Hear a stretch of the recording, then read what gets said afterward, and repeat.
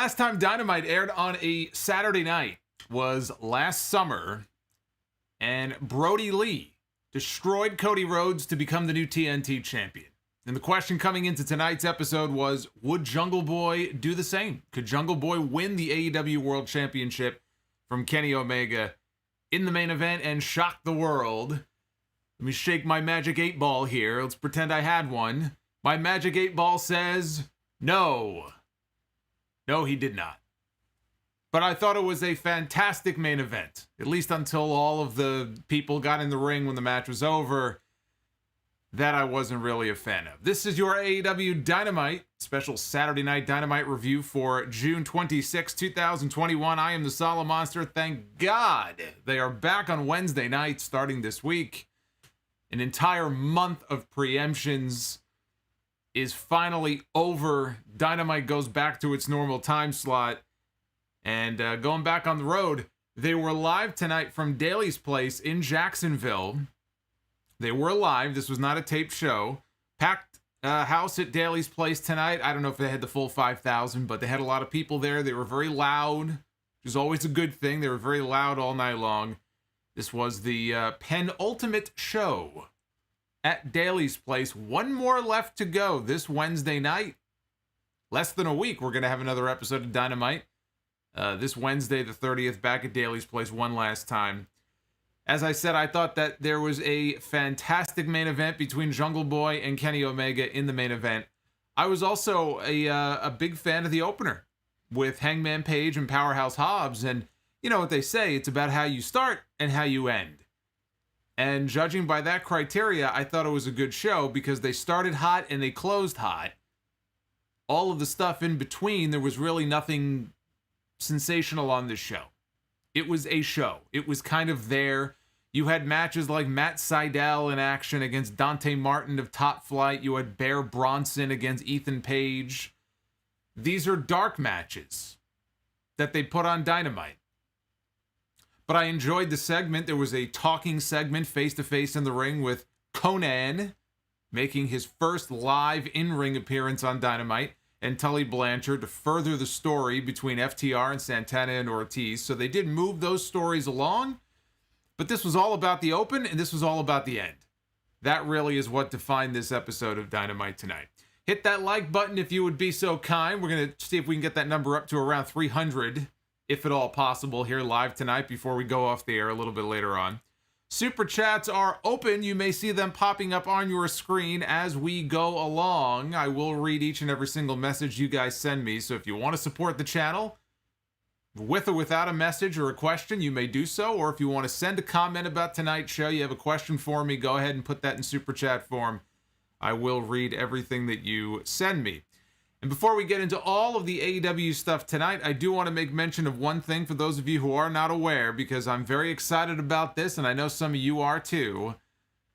This contest coming up next month. It is the WrestleRumble.com Custom Solomonster Championship giveaway. Look at the muscles on that guy. Look at this. This guy is jacked. This guy's been working out. This guy doesn't miss arm day. But look at that belt. It is a beautiful championship belt. I've got one of my own. They did a tremendous job with it. I am so happy that we're going to be giving one of these away. Picking one winner next month at random live on my Money in the Bank review stream. All you have to do is go to WrestleRumble.com right now. It's only $1. You can enter as many times as you want to, buy as many entries as you want. But we're going to pick one lucky winner next month to win that bad boy right there. Look at the wing. Look at the wings. You knew a Solomonster belt would have to have wings. You knew it. I mean, come on. If I was going to put a championship together, how does it not have eagle's wings? I mean, come on. You got to get the bird on there. Trent of the Best Friends here before we get into tonight's show. Trent of Best Friends posted a photo on Twitter earlier today. I guess he underwent surgery yesterday for spinal fusion. Tony Schiavone mentioned something about spinal stenosis. He may have just misspoken. It was spinal fusion surgery that he underwent. He had a picture of the tape over the scar on his throat.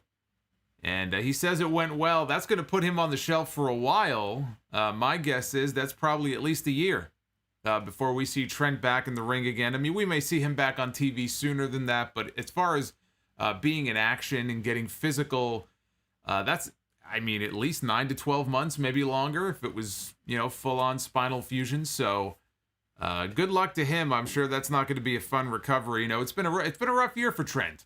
If you remember, he tore his pec back in December, and he was out of action for a long time. And it was only recently that he really came back from that. Hasn't really wrestled that much, and all of a sudden he shows up in the hospital having undergone spinal fusion. So he's had a rough go of it the last 6 or 7 months, and the best friends now are down a man. We're down to Orange Cassidy, Chuck, and Kris Statlander. So you still have enough people for a faction. But best friends will be incomplete for a while. The show opened with a segment earlier today. Alex Marvez caught Sammy Guevara coming in outside the building. He was rolling his luggage on into Daly's place when he got a chair shot from behind by Shawn Spears, who said he was going to get him, and he laughed. Of course, they were building to a match on Dynamite this Wednesday between MJF and Sammy Guevara. Opening match was Hangman Adam Page against Powerhouse Will Hobbs representing Team Taz. Hot opener. Two of the rising stars in AEW, especially Hangman Page, who got a little cold there for a while, and they're slowly trying to heat him back up. Both men were ranked coming into tonight in the top 5 as far as number 1 contenders for the AEW World title. They have the top 5 rankings that you can see on the AEW website. Both these men were ranked in the top 5, so they made it very clear on commentary that this match had implications for the AEW World Championship as Hangman creeps closer and closer to the inevitable match later this year against Kenny Omega. I have to say, as far as Kenny Omega goes tonight, we saw him in the main event. Omega doesn't look good. And what I mean by that is, you could just look at the guy and tell that he's hurting. I can't quite put my finger on it. I mean, any one particular thing. You just look at him and you kind of know that he's in a world of pain right now. And we've read about that. We've read about the fact that he's dealing with a lot of nagging injuries.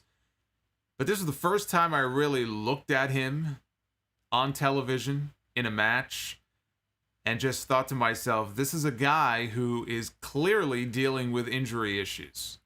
That much was pretty apparent to me when I watched this show tonight.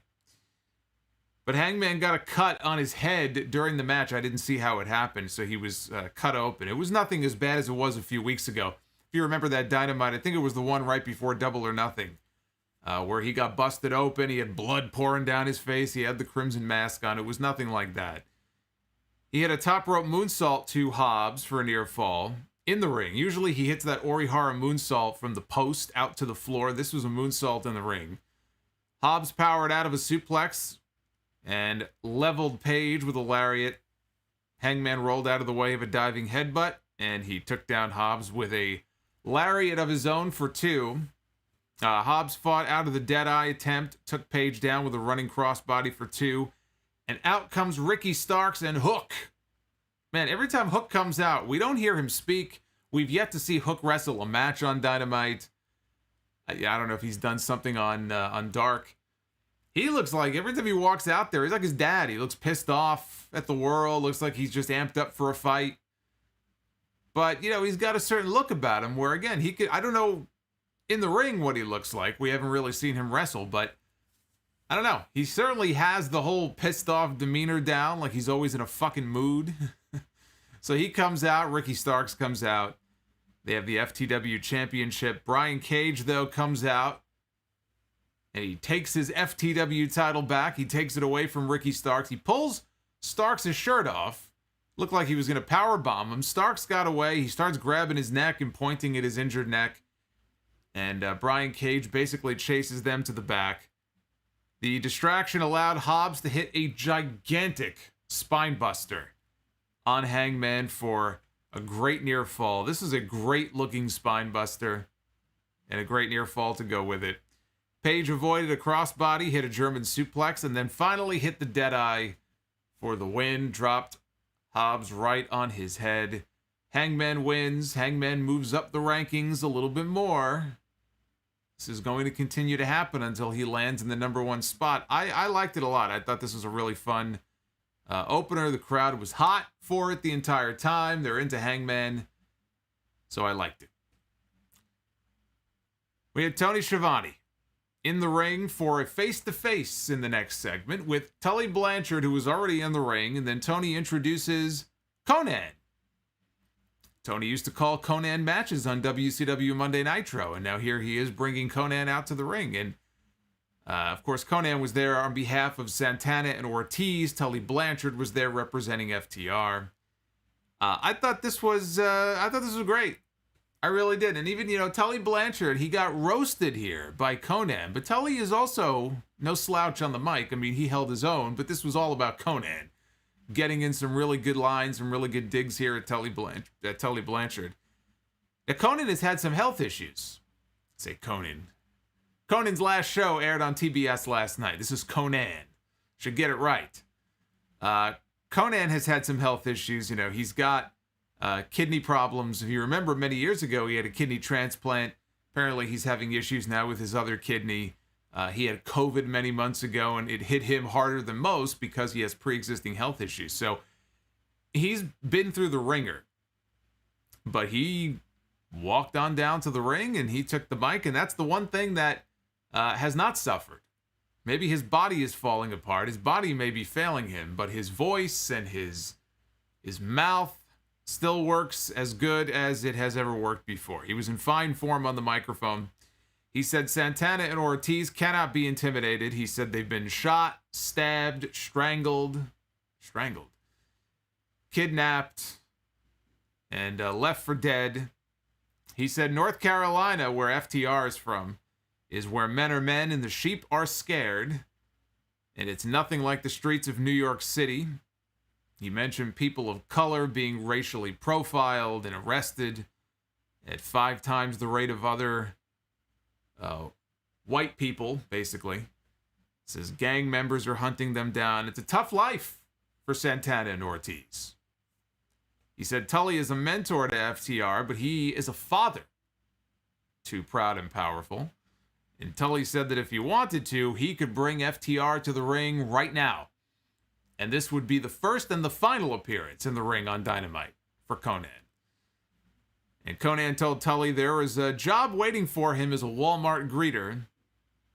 Said that he also suggested that he might want to learn Spanish because one day you're going to have to communicate with your grandkids. That got a big reaction. Of course, he's referring to Daga, who is married to Tessa, who we don't speak of, apparently, on Dynamite. We don't mention that name. But I thought that was a great fucking line. He was in rare form tonight. Konnan was just in his element. Paul Heyman in the chat says Solomonster can relate since he's from New York. That's right. I'm from the mean streets of Brooklyn here. So, in fact, you can't hear it right now, but right before I went live, all I kept hearing outside was pop, pop, pop, pop. Now, that's only one of 2 things. It's either fireworks in preparation for the 4th of July next weekend, or something else. And truth be told, it really could be either or. We've had a lot of both here in the neighborhood recently. So if you hear any big booms or big pops here on the stream, I might have to duck for cover. But Konnan brought out his backup. He brought out who he thought was Santana and Ortiz, and 2 men came to the ring dressed like Santana and Ortiz. They were wearing hoods and masks, so you couldn't see their faces. Tully showed some footage, though, on the Videotron backstage where we saw Santana and Ortiz had been attacked.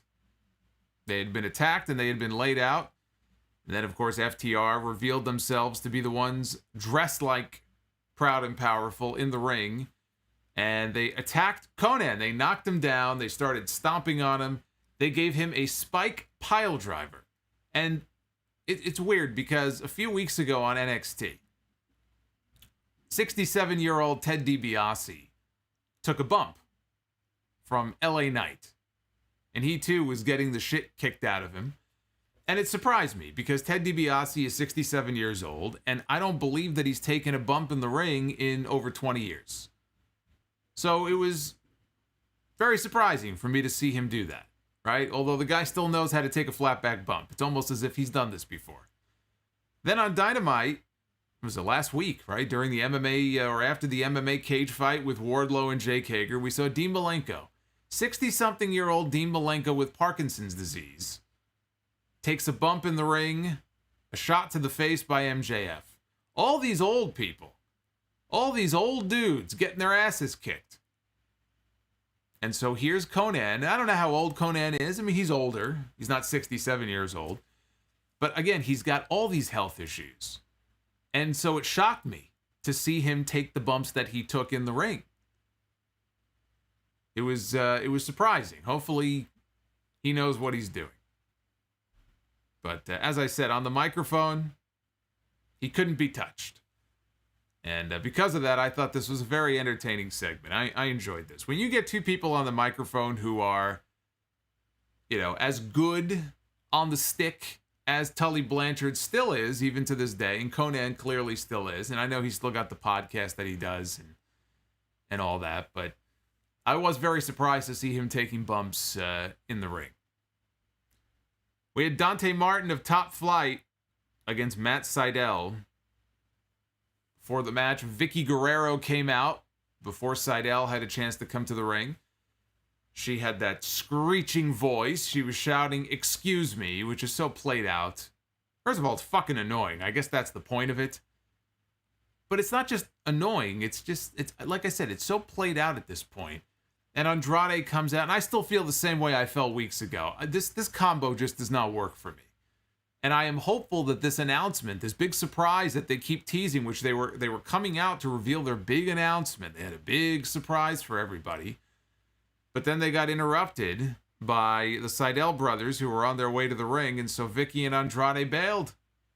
And we never got to find out what the big announcement was. I'm still holding out hope that it is Thea Trinidad.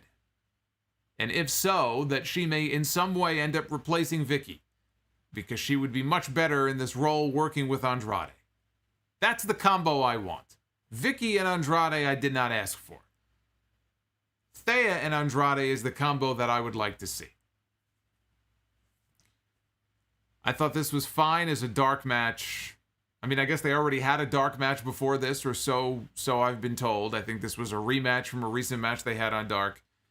Nothing wrong with it, but, this is not a match that is tied into building either of these two guys up for any kind of big upcoming Dynamite match or pay-per-view match. So I couldn't really get into it. But Sydal applied a modified figure 4 leg lock. Dante got to the ropes. Springboard moonsault from Martin got 2.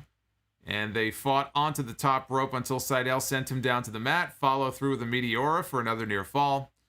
Dante hit a great-looking sunset flip for a near fall, followed by a flipping stunner. He went back to the top rope, but Sydal avoided a stomp and hit the lightning spiral for the win. Like I said, nothing wrong with it, but also nothing overly exciting.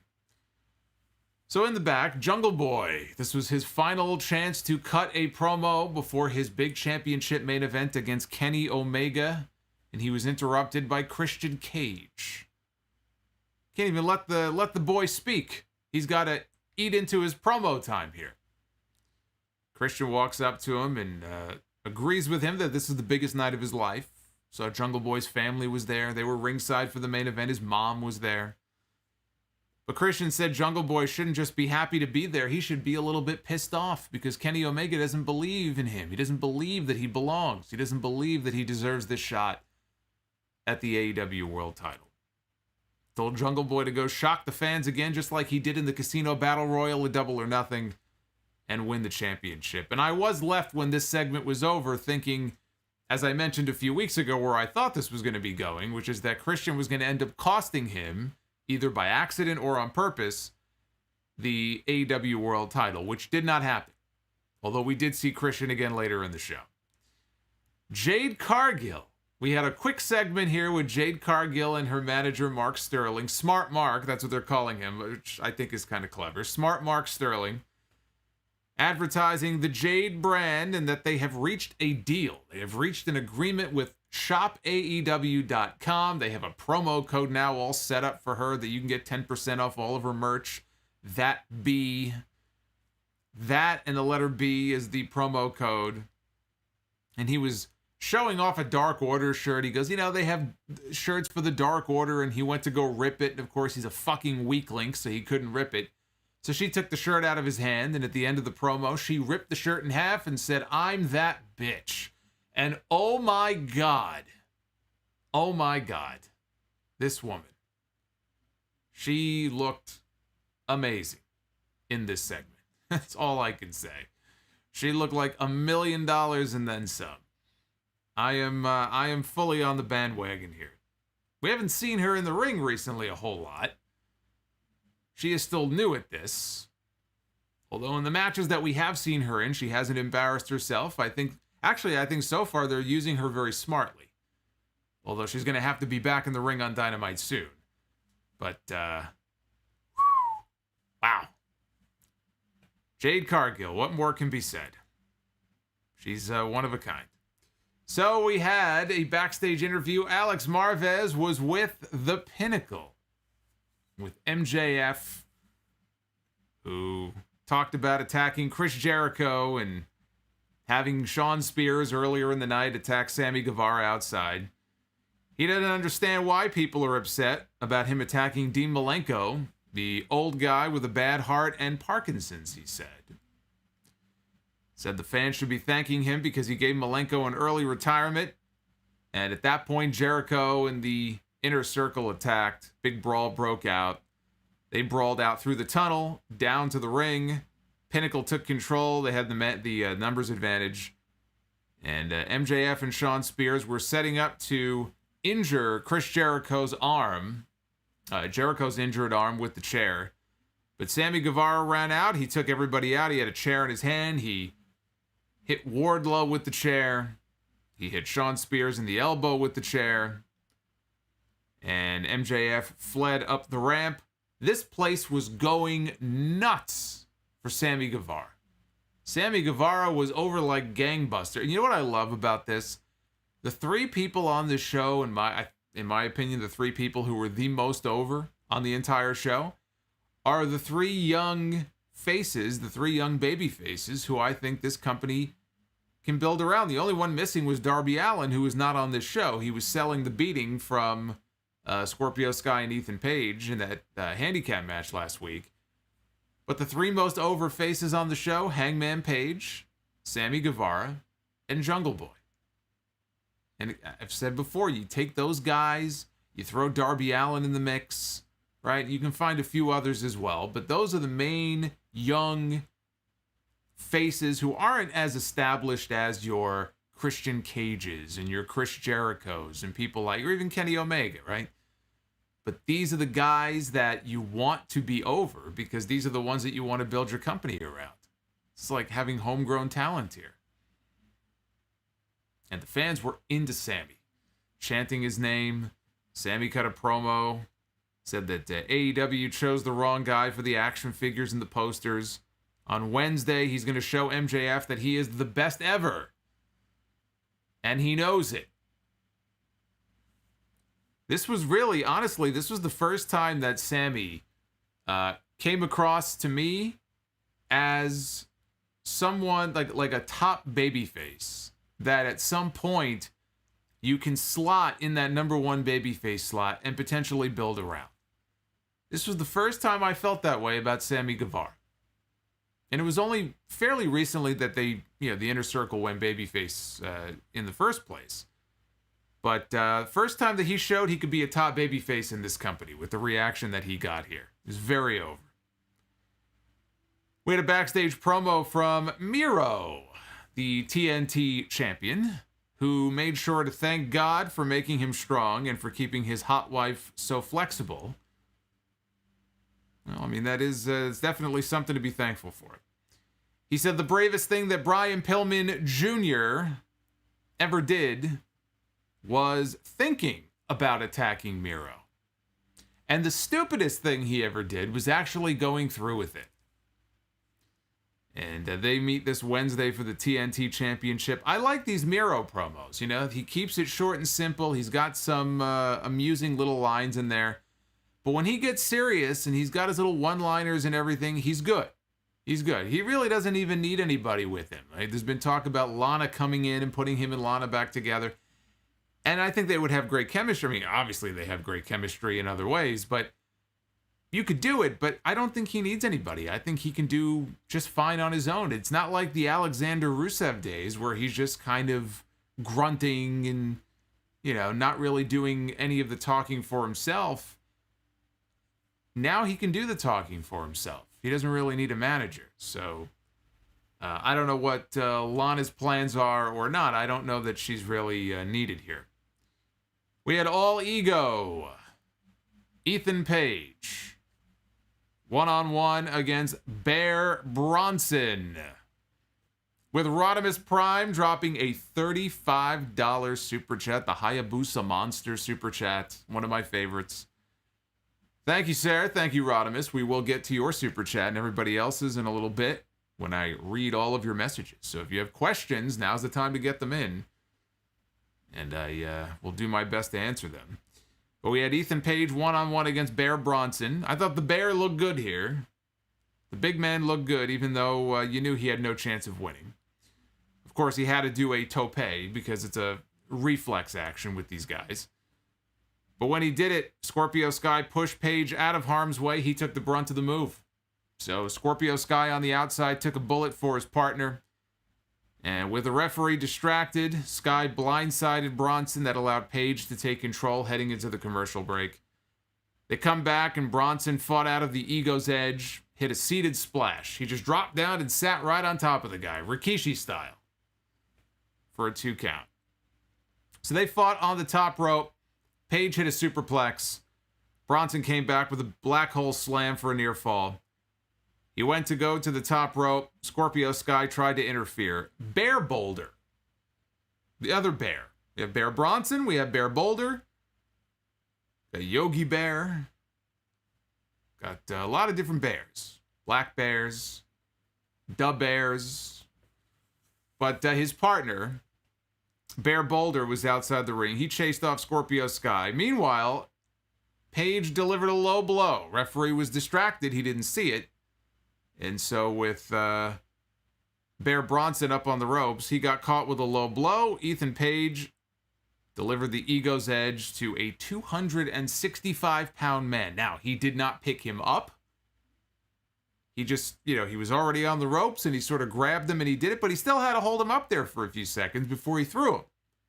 So that was impressive enough, and he got the win. After the match, Ethan Page gets on the microphone. He starts saying, "I'm not stupid." And the fans chant, "Yes, you are." But not only did they chant, "Yes, you are," they chanted something else.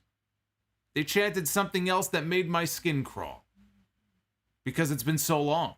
I think I've just been conditioned to the pandemic audiences where we have barely any fans in the crowd. I've gotten used to it at this point. So when I heard the word "what" being chanted, I got douche chills all over my body. And I was reminded of something that I did not miss about wrestling pre-pandemic, which were these cancerous fucking "what" chants. Not something that you would normally see, by the way, in AEW, even before the pandemic. I thought this was just pretty much kept to WWE, but apparently not. The virus continues to spread. So we got "what" chants on this show. Fuck out of here with that. We just got crowds back, and now I'm having second thoughts about how I feel about this. So Ethan said that he's not stupid because he knows Darby Allin is not done with him. And he said that he is going to be the nail in Darby's coffin. He repeated this about 3 or 4 times. So why don't I just put you in one? And with that, he challenged Darby Allin to a coffin match. On the Road Rager episode of Dynamite in 2 weeks, live from Miami on July 7th, they're going to have a coffin match.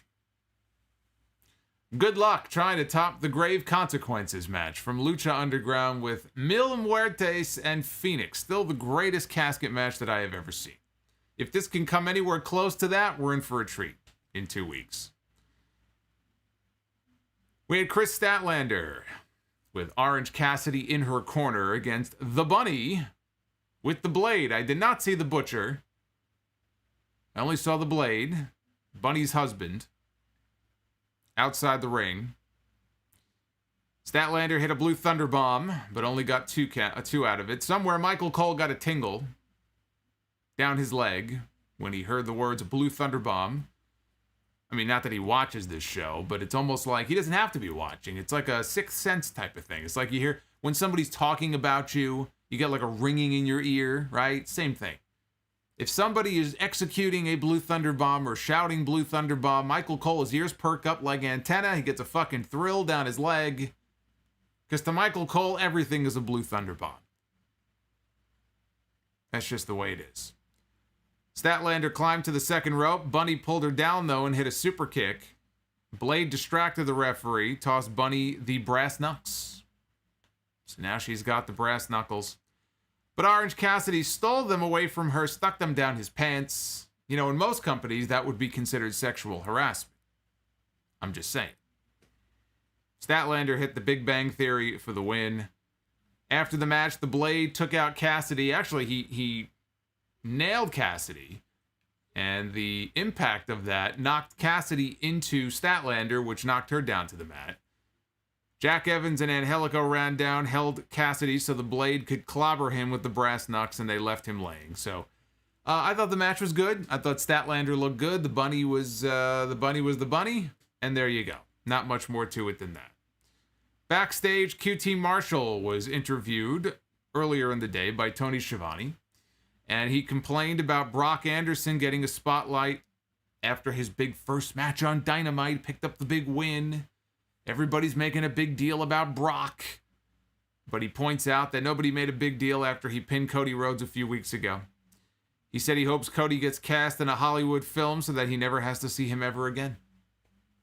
He and Cody are going to have a strap match at the Miami Dynamite in a couple of weeks. Actually, we're getting a strap match on Raw tomorrow now. Or not tomorrow, but Monday night. We're getting a strap match between Jackson Riker and Elias.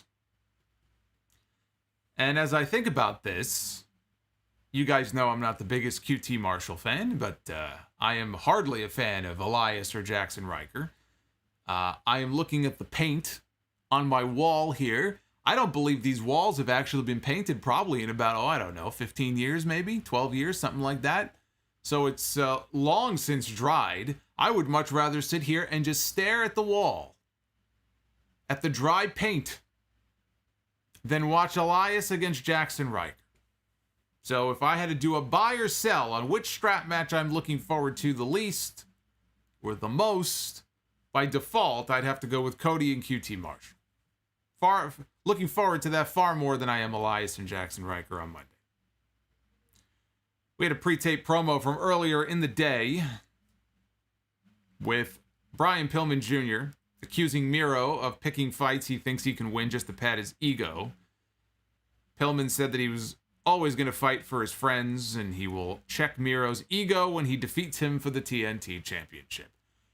We don't get to see too many Brian Pillman Jr. promos, just he by himself. There was no Griff Garrison. There was no Julia Hart.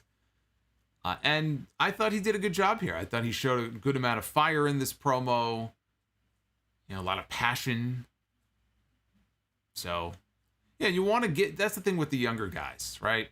And we saw, Dante Martin in the ring tonight against Matt Sydal, and we saw Bear Bronson. Again, we saw a bunch of dark matches on the show tonight. AEW Dark. But promo time is so important. And unless you get those reps in, you're never going to get better.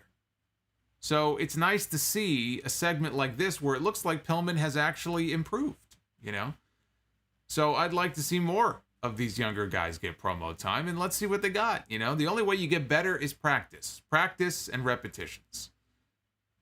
And I like the fire that Pillman showed in this promo.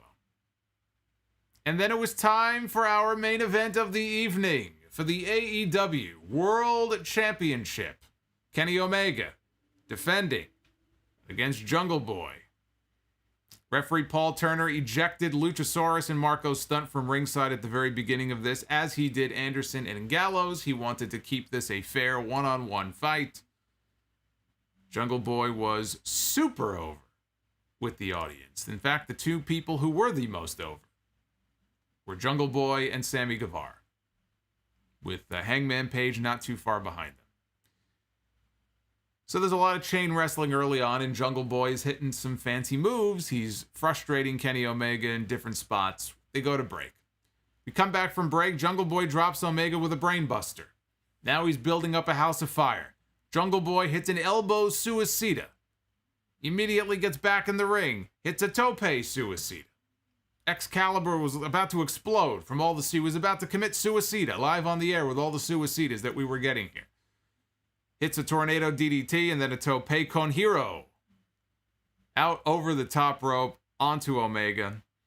Back in the ring, Omega caught Jungle Boy up top. When he was trying to do something off the top rope, Omega cut him off. Climbed up and tried for a superplex. Jungle Boy blocked it, but eventually he did land the superplex. Only got a near fall out of it. Omega went for the V-trigger, missed.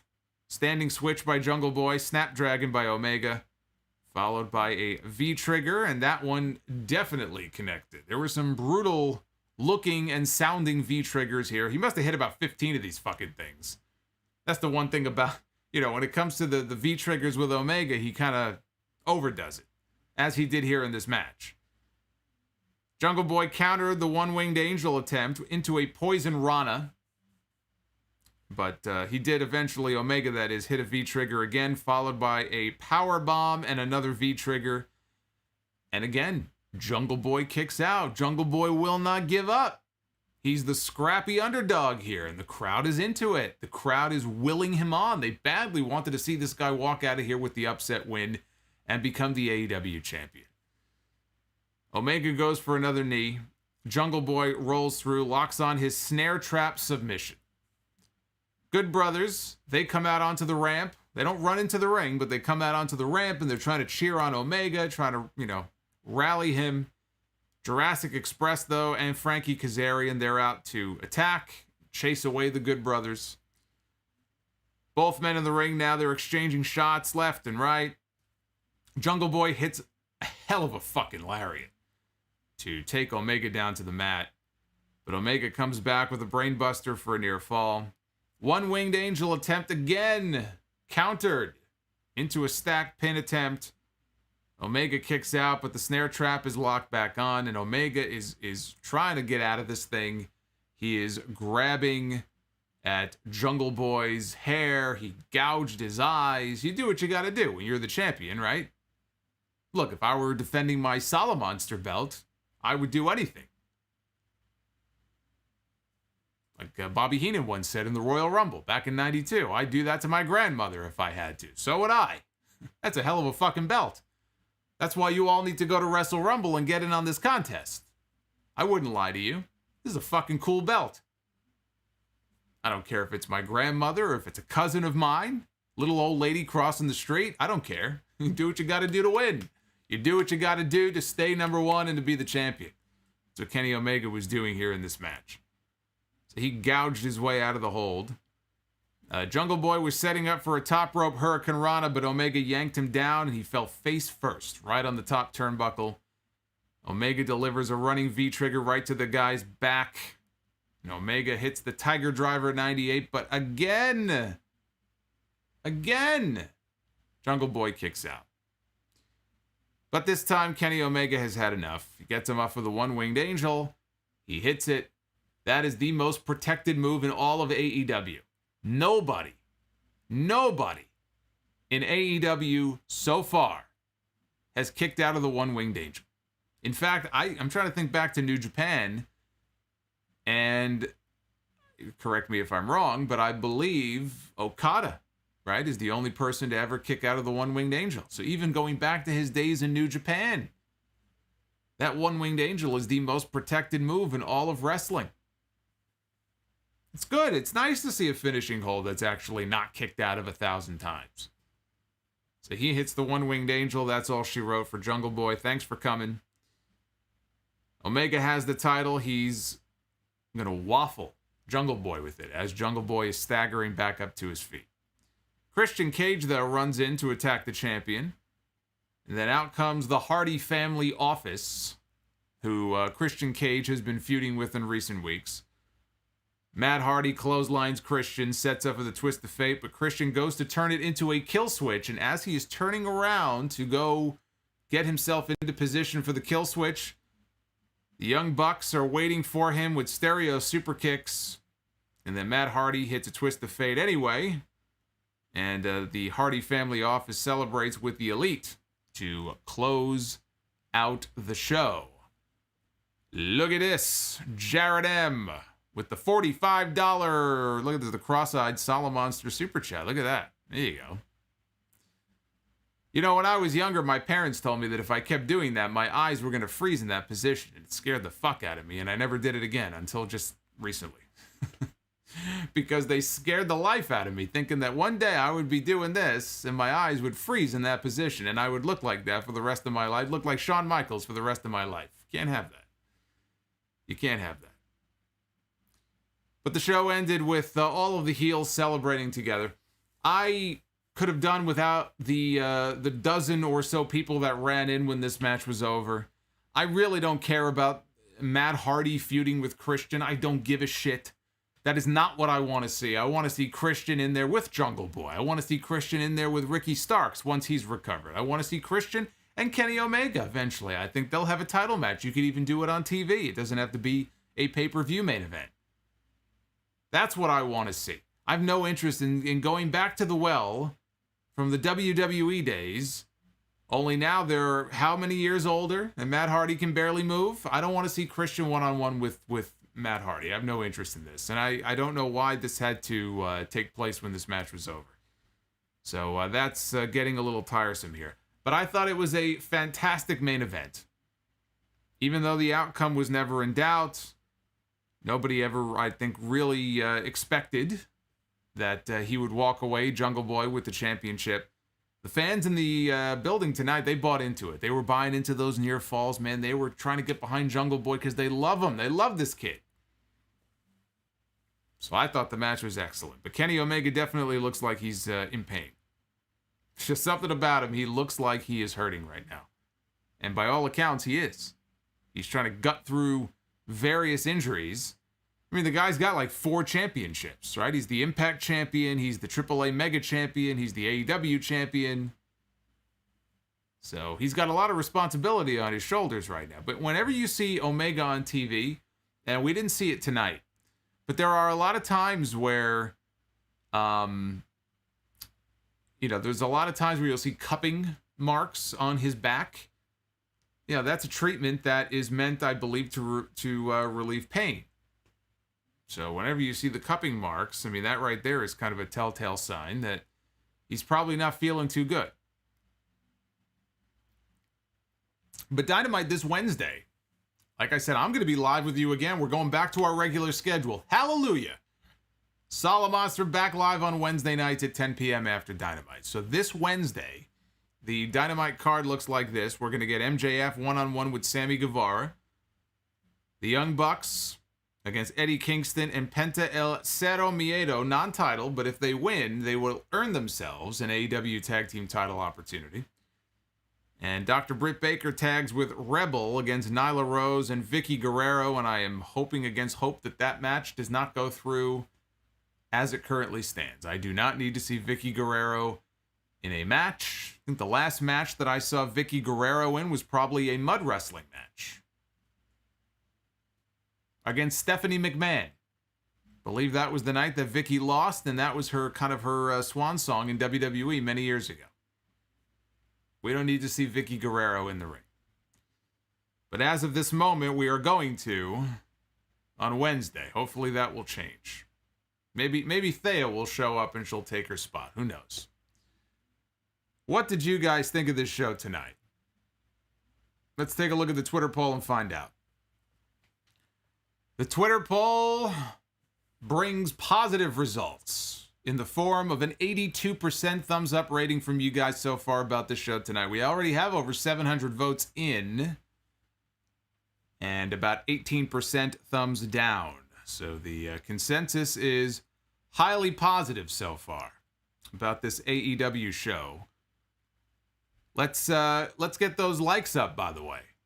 We've got more than enough people to get at least 300 likes on this live stream. So if you haven't already done so, hit that thumbs up here on the video if you would be so kind. I do want to mention that tomorrow, episode 710 of The Sound Off is dropping, and we have a lot of news that we're going to get through tomorrow, including all of the WWE releases from this week and the controversy with Raw, Monday Night Raw, and the writer who was fired. I'm going to give my thoughts on that. Might surprise some people, but we're going to get into all that. We're going to talk Raw. We're going to talk SmackDown. We're going to talk NXT, including a talent show that apparently was held behind the scenes this week at NXT to boost morale. Fucking talent show. I had talent shows when I was in school. This is what they do backstage at NXT. And I've got a whopper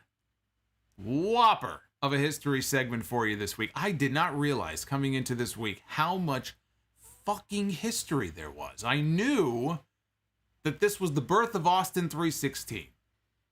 And I knew that it was the week of the pipe bomb and obviously the week of the Benoit tragedy, but there was so much more that happened this week in history. And I'm going to bring it all to you on episode 710 tomorrow. So the podcast will be dropping late morning, early afternoon. Watch for it on all the usual podcast platforms. You're not going to want to miss this episode. It's going to be a good one. So with that out of the way, yeah, Paul Heyman, yeah, Bobby. I hope Bobby Ashley is watching the stream here tonight. But with that out of the way, let's get to your super chats, your questions, comments, messages, and all that good stuff. I want to know what you guys are talking about, what you guys are thinking about, what you guys are wondering. Let's find out. Let's scroll back to the first super chats of the night. This is where I turn the show over to you guys. This is where I turn the show over to all of you. And we find out what you guys are talking about. Bogus Fan was the first person to drop a super chat here tonight. And I don't think he could make the live stream. He wasn't able to listen live, but he dropped $15. So Bogus Fan, I thank you. I already said thank you, but I'll thank you a second time. I do appreciate the love. Naif Al-Safar dropped $10. Always dropping by the streams as well. He never has a message. You know, just wants to show support for the channel. That means a lot. Appreciate that.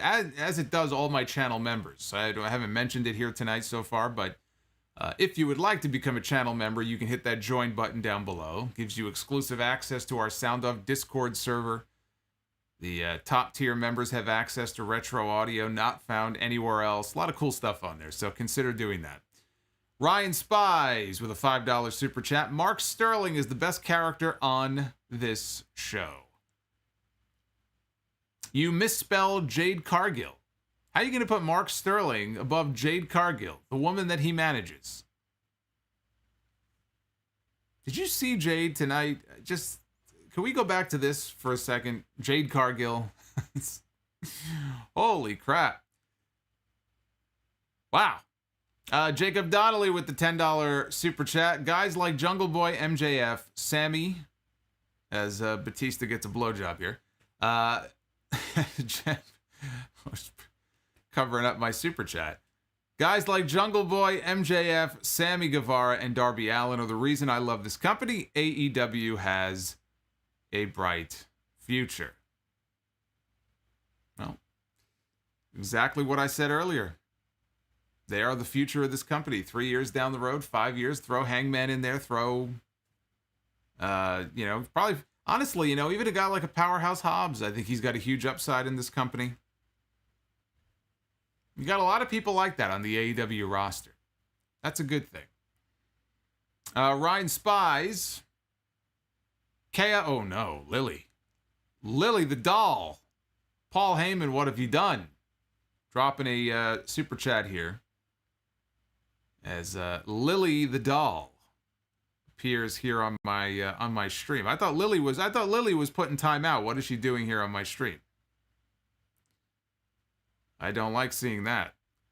Orion Spy says Chaos Project against the Wingmen should main event an episode of Dynamite. No, it shouldn't. Dry chicken without flavor with a $5 super chat. It was great to see Matt Hardy, Private Party, the Young Bucks, and Kenny Omega all standing in the ring side by side to end the show. Yeah, I could have done without that. Ryan Spy says Hook will be wrestling next month, apparently. I look forward to the debut of Hook. I want to see what Hook can do. I want to see what Hook is capable of here at this point in his career. Kind of like the Jade Cargill thing. I didn't know what to expect when I saw her in the ring for the first time, and she impressed me. Maybe Hook will do the same. Oh, Jolly Burgos, thank you, sir, for the $20. With the Carl Nassib news this week, and it being Pride Month, tonight would have been perfect for AEW to showcase LGBT talent not seen in months. Instead, they proved to be no better than WWE, and they only celebrate Pride for good PR. Well, that is what companies do. It is all about the PR. WWE lives for it, and AEW is no different. What was it that, what was the quote that Stephanie McMahon quoted? It wasn't her quote, but she was sharing it on Twitter. Philanthropy is the future of marketing, I believe, something along those lines. I mean, that's the philosophy most of them subscribe to. Flamethrower Fluff Salisbury. It's one of our newest members. I love how... Oh, come on, Nakamura, get out of the way. I love how Taz was pissed off at his guys, but still thanked JR and Excalibur for letting him call the match with it. Yeah, you know, Taz was actually... He was very nice tonight. He was very polite. It was a little strange to hear Taz not his usual cranky self here. He was actually very polite to the announcers when he excused himself from the announce booth. Oz and Glorious, another Dynamite with more QT Marshall than Lance Archer. Great show other than great value Tony Soprano. Great value Tony Soprano. Well.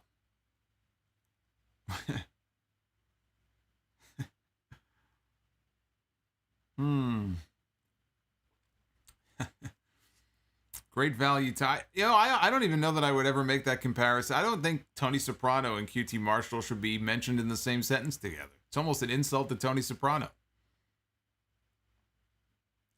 Oz and Glorious again. Love the twinkle in your eye and tone when Jade Cargill comes up. What a smoke show. Man, I gotta tell you, they call Scarlett Bordeaux used to be called the Smoke Show before she came to WWE. And, she ain't the Smoke Show no more.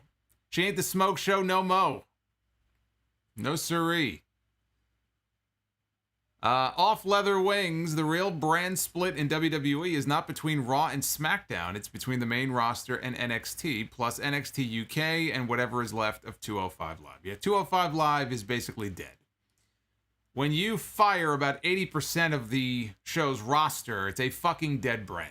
So it's only a matter of time before 205 Live goes the way of the fucking T-Rex. Ryan Spies again. I'm glad that TH2 are officially in the Hardy family office. Now they're too entertaining not to be on TV on a regular basis. Rodimus Prime with that $35 drop from earlier. Thank you, sir. Unfortunately missed the show tonight, but could not forget to show love to the channel.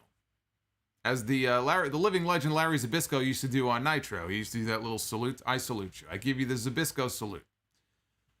Paul Heyman. Do you think in order for Wardlow to cement himself as a threat in AEW, he's going to have to destroy the prodigy of Lucha Underground, Jack Swagger? It's funny you mentioned Wardlow, though. Wardlow's another one I would put on that list of young talent that they could really promote and cultivate. And I honestly see a big babyface run for him at some point. Not right now, but I do think at some point that it's coming. Oh, there's Poppy. There's our Poppy super chat with Triple H giving his... that was Triple H's face when he heard that Nick Khan fired about 80% of the 205 Live roster that he was going to build around for the Cruiserweight division. That was the face that he made. Right there. Juan Ocampo with the $5. They told me, Shiki baby, I love the monster solo. I am boozed out of my mind here on vacation. We have killed 3 24-packs today alone. Here's one to you. Well, that sounds like alcohol poisoning to me, so be careful there. Jared M. with the $45 super chat from earlier. Again, Jared, thank you, man. 561 Mexico. Only Kota Ibushi has kicked out of the one-winged angel, Solomon. I could have sworn Okada did in one of their matches, but you may be right. It may have been Ibushi. The point is, I thought that it was only kicked out of once. Maybe it was twice. Either way, it is still the most protected move in all of wrestling.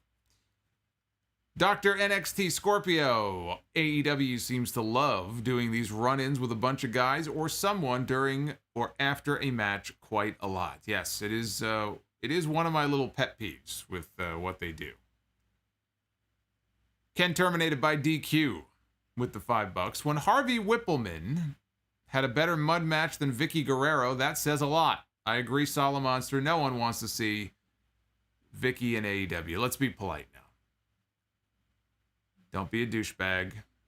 Ryan Spies, Ibushi is the only person to kick out of the one-winged angel way back in DDT in 2012. All right, well, there you go. I guess I was way off. But 2012, that's almost a decade since anybody has kicked out of that move. That's pretty impressive. Paul Heyman, your boy Kurt Stallion is gone. My boy? I didn't know he was my boy. Jay Baker, you catch the baseball cyst or tumor on Konnan's gut. Yeah, that was a little bizarre there. That big protrusion from his belly button. That's not new. That was also back in MLW. I think they did some kind of angle where he got physical or he got beaten up or something. And he had it there too. And I wonder if it has to do with the fact that, again, he's got kidney issues going on. I don't know if he's on dialysis or what. It could be tied into that. I don't know. But it was definitely noticeable, that big protrusion from his belly button. But I assume it's health-related, tied into some of the shit that he's been going through. So, but no, I definitely, I don't see how you cannot notice it. Once his shirt came up. Fawaz, thank you for the $5. Marcus the God 11 with the $2 super chat. How would you book Britt Baker? Well, I mean, Britt Baker is the AEW women. There's Doc Hendricks. There he is, the Doc Hendricks super chat. They brought him back for NXT TakeOver in your house. Look at him. Look at that fucking hat.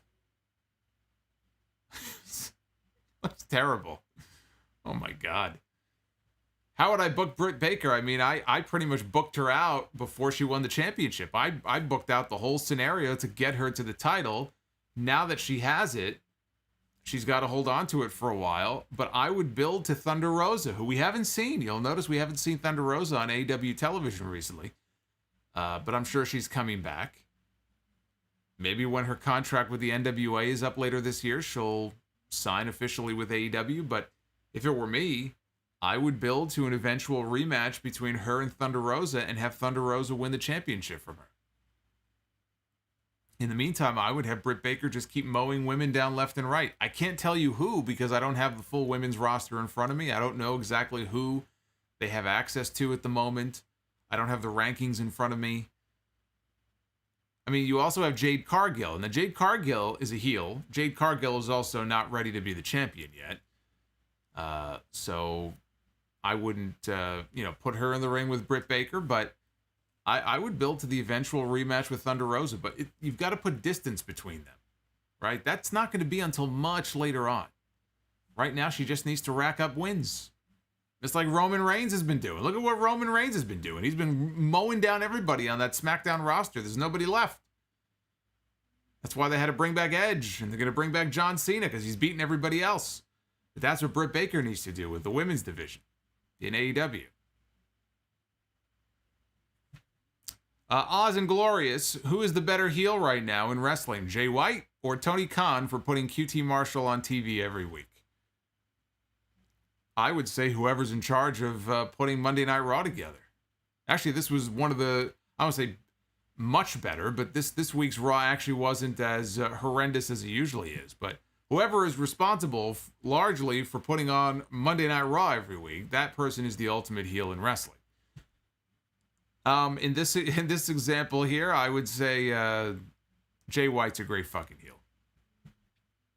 So I'll go Jay White. Russell Sagi. What's going on, Russ? Thank you for all of the content, as always. And thank you for supporting. I appreciate it.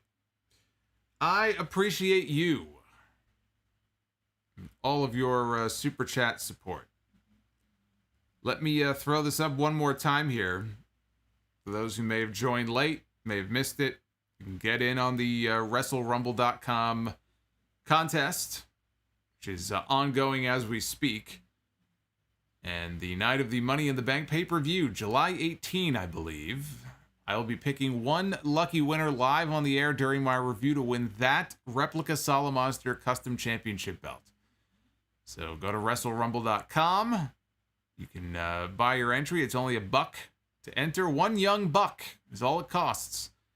You can enter as many times as you would like. Brian Gates just dropped a super chat.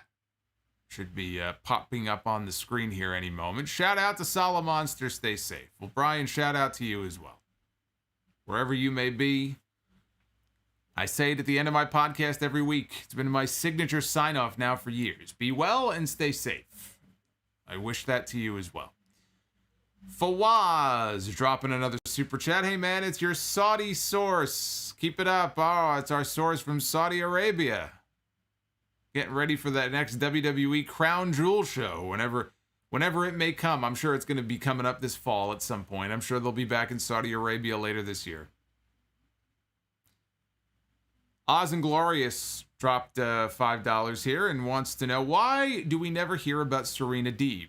In my humble opinion, or honest, what does the H stand for in that acronym? Is it humble or is I love that Ultimate Warrior video game glitch. One of my favorites.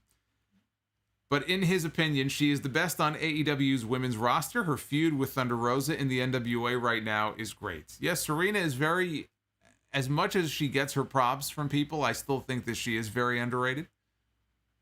And, to go to the question that somebody just asked me as far as how would I book Britt Baker, you can build to a big match with Britt and Serena Deeb. Maybe it all out. Don't know that I would have Serena win. But you could absolutely do a big women's title match on one of the pay-per-views later this year between her and Serena. Serena's great. Abdul Rahman says we need a Pat McAfee super chat. Do we? Do we really? I'd have to find a funny enough photo of him to use.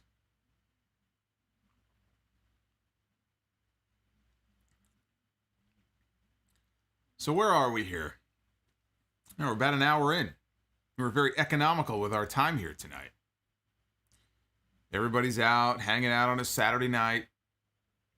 Still had about 500 people in here before. I'd say that's pretty good for a Saturday.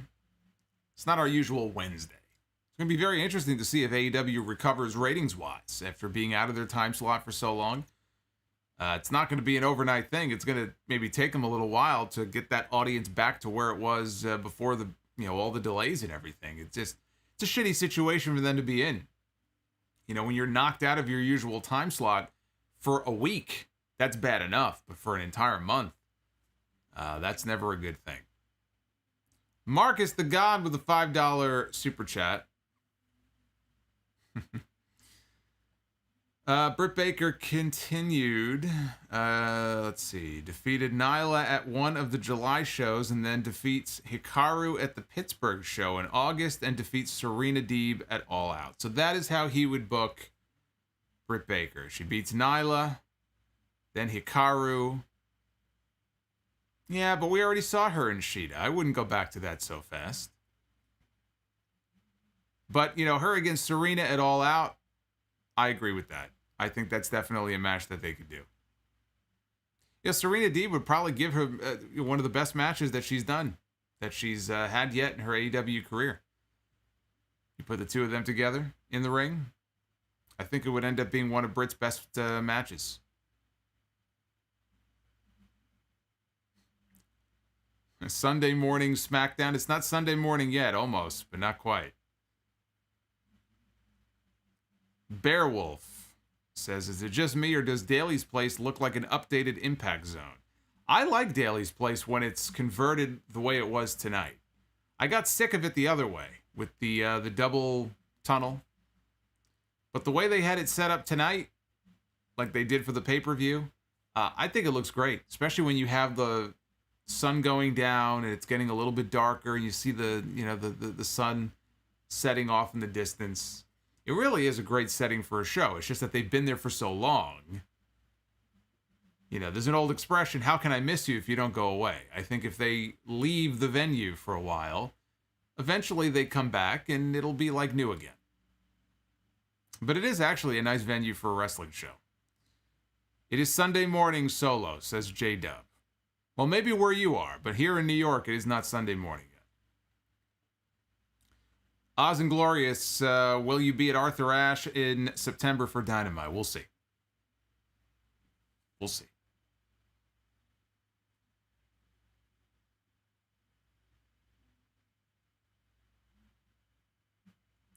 Best gimmick. The Tribal Chief or the Cleaner? The Tribal Chief.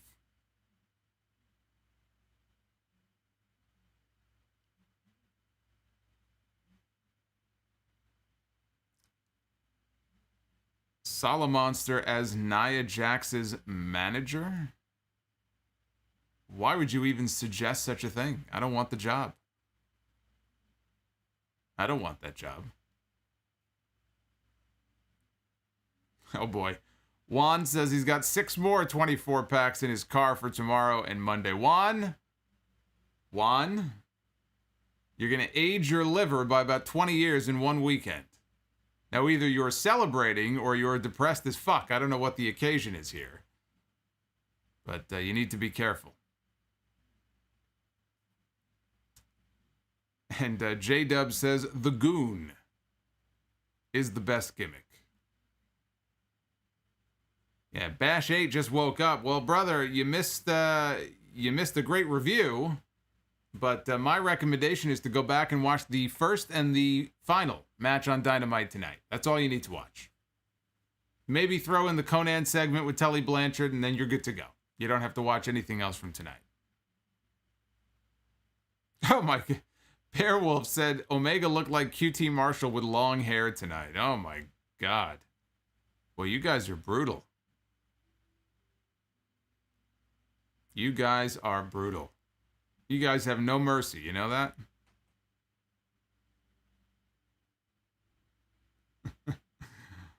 Oh my. Yeah, Casey thinks it would be funny.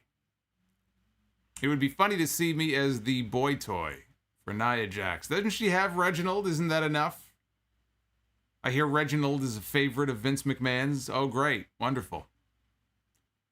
I'm so happy to hear that. That's great.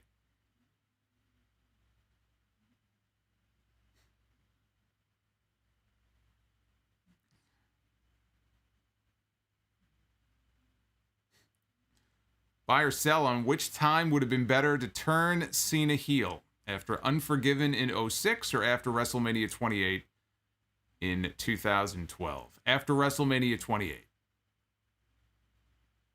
That would have been the best time for it. Is Sami Callihan taking the title from Kenny Omega? You know, that's a great question. I feel like they are building, not that I watch Impact on a weekly basis, but you know, it does kind of feel like Sammy is being built up as a top babyface for them. I'm not a fan of Omega losing, though, before he drops the AEW title. I don't like that. So I would say no. I don't think he is. I don't think the time is right. Bunny looked like she got injured tonight, says JJ Reyes. On what spot? I didn't notice that, but it's possible. I mean, she didn't look any worse for wear to me. It's possible maybe I missed something, though. Big T Gaming, thank you for subbing to the channel. Had a lot of new subs tonight. I know that because of all the times Nakamura has been dancing on my screen. So, Big T Gaming, thank you, sir.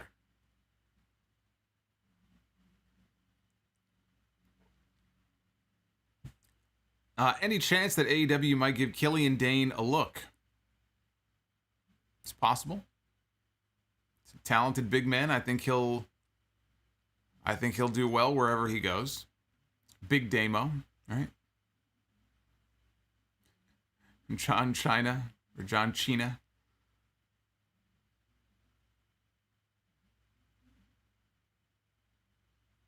Yeah, Bearwolf says WrestleMania 28 was the only WrestleMania that he has been to so far. That was actually the first WrestleMania that I was at, live.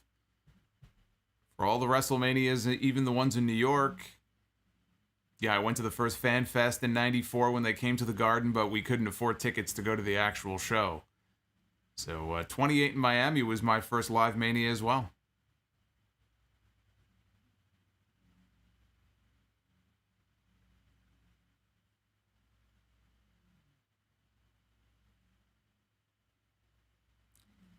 Says, am I the only one that can't see Sammy as a serious threat because he did the job for Tessa? I think enough time has passed where I don't think most people would honestly care. I mean, some people might, but I don't really see it as a big deal, honestly. Yeah, Uffman, I will talk about the releases tomorrow. That'll be the top story on the Sound Off tomorrow. Again, for those who missed it, episode 710 of the podcast is going to be going up late morning, early afternoon tomorrow. And I will be covering all of the releases. There were 14 talent releases, 15 cuts, 15 firings, layoffs, whatever you want to call them, in total that we know of, unless there was other office staff that was secretly let go and we just don't know yet. 15 people fired.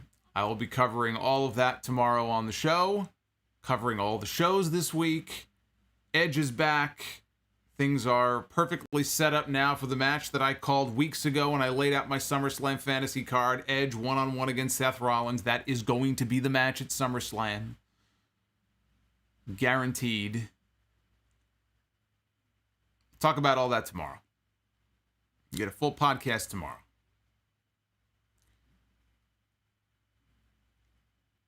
Yep. Galactic God, you and me both. Finally. AEW back on Wednesdays. I don't like doing these shows back to back. Yeah, I got a podcast tomorrow that I've been preparing for days now. Oh, my whole day today was just preparing for 710, and then I realized, fuck, I got to get ready for this stream. So we're doing this stream, and then I wake up in the morning, and the first thing I do is start recording 710. The work never ends, right? But I love it. If I didn't love it, I wouldn't do it.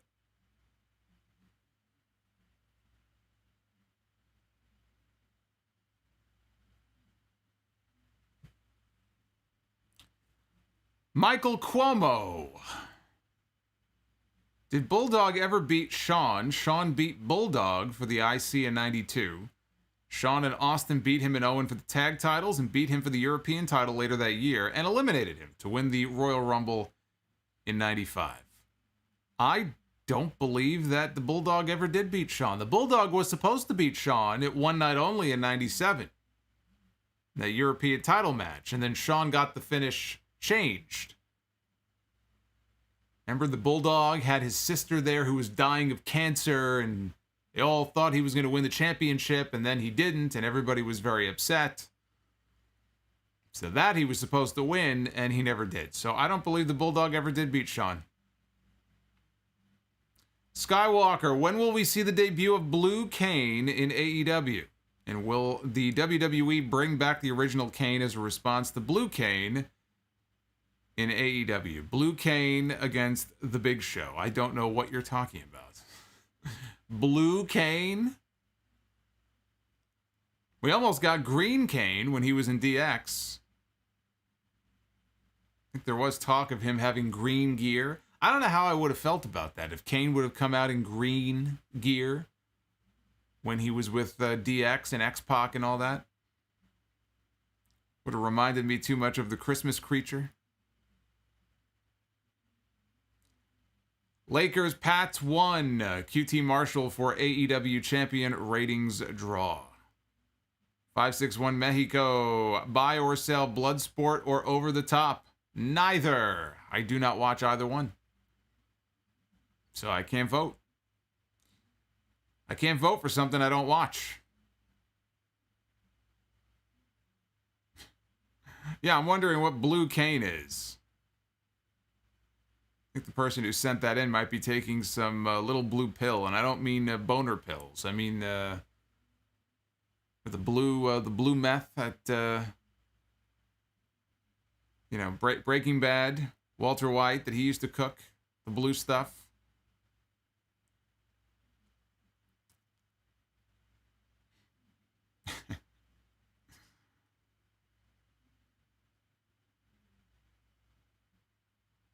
Smurf Kane, is that what they would call him? Smurf Kane?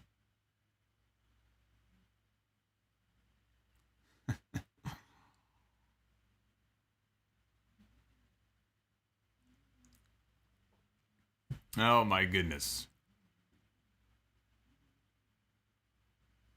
Ethan Page for AEW champion. No, not anytime soon. I don't see it. I don't see that. Marcus the God. Who should be AEW's first trios champions? Well, you know what? As over as they are, especially Jungle Boy, I would say why not Luchasaurus and Jungle... I mean, I hate the idea of putting a belt on Marco Stunt, but... I think Jurassic Express is over enough. Either them or... Is Death Triangle still a thing? I'm not even sure if they're a thing anymore. Because if so, it should be one of those two teams.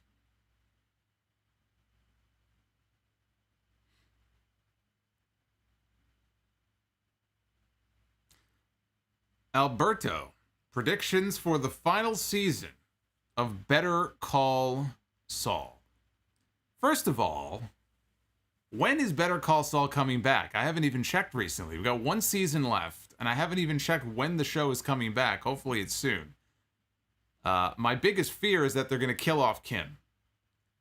All right, because now for those who don't know, Better Call Saul is a spin-off from Breaking Bad with one of the, not main characters, but the lawyer character played by, oh God, I just forgot the guy's name. But it's a prequel. It's a prequel series. So they have cut-ins to the current status of the character, but really it's a bunch of flashbacks to his life pre-Breaking Bad, right? It precedes the events of Breaking Bad. And there is a character, a girlfriend of his on that show, who we never see in Breaking Bad, and so it makes me very fearful of her fate here in this final season. And maybe she just breaks up with him or something and, goes off on her own. And what I'm kind of hoping, honestly, is that that's what happened, is that they have some kind of separation and she goes away. The events of Breaking Bad happen. And then, like, the final scene of Better Call Saul, when we come back into real time, is he and Kim sort of reuniting together. I mean, that's my hope. Bob Odenkirk, thank you. I couldn't remember his name all of a sudden. Bob Odenkirk. Great fucking show, by the way. I don't even think you need to watch Breaking Bad to watch Better Call Saul and appreciate it. You probably should. You don't have to. Breaking Bad is one of the greatest TV shows ever made. You should watch it anyway. You should watch it regardless. But Better Call Saul is a fantastic television show. Somebody asked me, though, I missed the question of who it was, but somebody asked me about the Halloween Kills trailer. I did see the trailer. I wish they didn't give away so much. I feel like they gave all the kills away in the trailer. I don't know, why do they do that? So I'm hoping they didn't give the whole fucking movie away in that one trailer, but I loved it. I've been waiting for this movie now for almost a year. It was supposed to come out last October, and then COVID killed it, and they delayed it by a year. And that is going to be the first movie I see back in the movie theater. So when Halloween Kills comes out in October, that will be my first time back in a movie theater since pre-COVID. We're going to see Halloween Kills. And then next year is the final one. Next year is Halloween Ends, right? It's Halloween Kills, and they were filming the final one, which is Halloween Ends. That, I think, comes out next year. So, very much looking forward to it.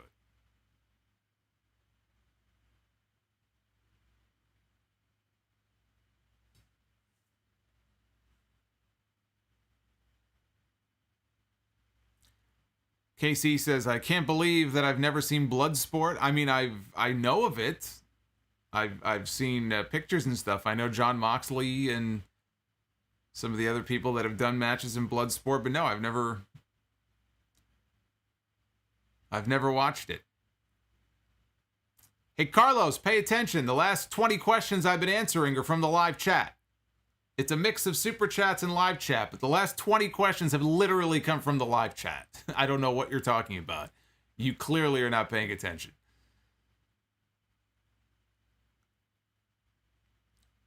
Frost, yeah, I'm a big fan of John Carpenter. Big fan of his work. He's probably my favorite director. I mean, I like horror movies, and I like his style. I like his music. You know? And not even just horror, but, I've seen Ghosts of Mars. I've seen the movie Body Bags that he did in 1993. I don't know how many of you even know of that. It's like 3 stories in one. I think that was originally meant to be a series on Showtime, but it got canceled, and so they ended up just putting it all together in movie form. Escape from New York, Escape from LA, Halloween movies. All right, Carlos, you're excused. I thought you were hanging around here for the last half hour. He just joined the chat. All right, you're excused now.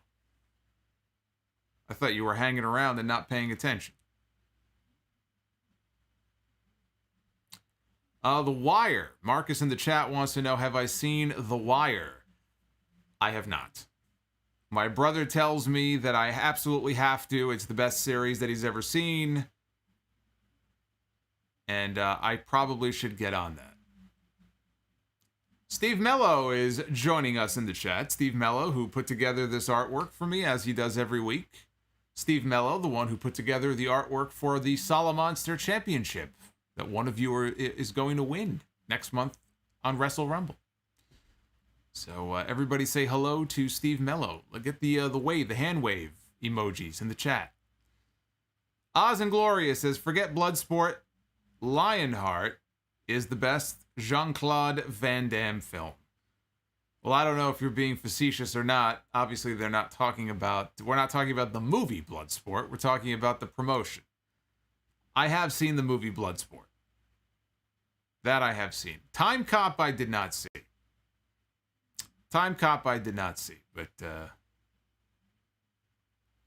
Walter Palacios, PSA, viewers, don't forget to hit like. That's right. Walter is correct. Hit that like button if you have not already done so. As I tell you guys every week, it does help out the video when you do.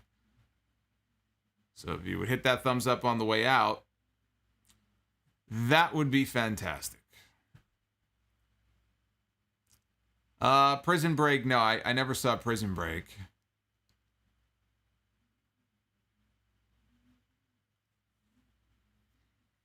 When will Solomonster watch Stop or My Mom Will Shoot? I saw that movie many years ago. I think I only saw it the one time. Stell Getty was great. Have I ever seen Candyman? Yes, I saw the first one. Did not see any of the other ones. I was never a Candyman guy. I don't know why. I just never really got into it. Maybe it was the bees. Freaked me out. I don't know.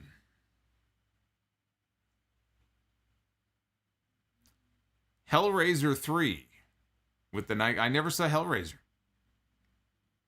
You know, I'm a horror fan. How did I not see Hellraiser? Lawnmower Man. I never saw any of that stuff. Final Destination. I saw the first one. Let's see here. We have Jesus Rosette with the $10 super chat. Thank you, Jesus. Buy or sell, Better Call Saul or Breaking Bad? Oh, Breaking Bad. I mean, look, Better Call Saul is fantastic. It's very Breaking Bad-esque. But I can't go against the original.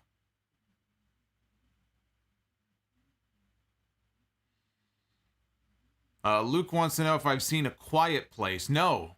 I was told that's another one I should see. Unless you suggest that I don't. But if A Quiet Place is something... Now, A Quiet Place is like The Creatures or something, right? Because I think A Quiet Place 2 is coming out. But let me know if I should see A Quiet Place. I have a running watch list of shit that I haven't... Including Joker. I have a whole watch list of stuff that I haven't had time to watch. I'll put that on the list if you think I should. But there's a Candyman remake. Well, why not? They remake everything else, I guess, right?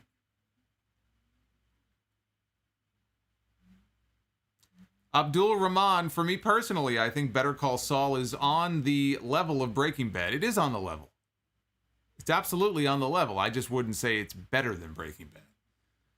561 Mexico, Solomonster, I was talking about the movie Bloodsport and the movie Over the Top. Oh, okay. I thought you were talking about the two promotions. There's an over-the-top promotion and a Bloodsport promotion. That's fucking funny, actually.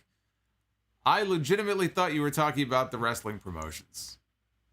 Well, I saw Bloodsport. I did not see Over the Top, to answer your question. Boy, we were thinking about two totally different things, weren't we? Fawaz. Edge is pretty much coming to Saudi. Who should it be? Oh, and the entertainment company announced that WWE is coming at the end of the year. I mean, if Edge has a match in Saudi Arabia, I mean, if they really wanted like an attraction, I mean, not that I have any interest in seeing this match, but you could do Spear versus Spear, Edge against Goldberg. I mean, Goldberg is still under contract to do some matches, so he's going to wrestle. Probably wrestle on that show. I don't know, Edge against Goldberg, Edge against AJ Styles. I would do Edge and AJ though on like a major, like domestic show though. But I mean, you could do it in Saudi Arabia, I guess. Alex in the chat, Alex Vela, like Bob Vila. What's going on, Alex? Level 20 Factotum. Any movie that you walked out of the theater on or regretted watching? Any movie that I walked out on? I don't know that I don't know that I've ever walked out on a movie. I feel like I've already paid for it, so I may as well get my money's worth. I mean, I'm sure there's been plenty I've regretted watching. I almost got sick watching Saw 3. There was a brain surgery scene. I just think I was wearing my jacket. There was no place to sit. I had to sit on the steps. So I got there late. There were no seats. So I had my jacket on. I was really hot.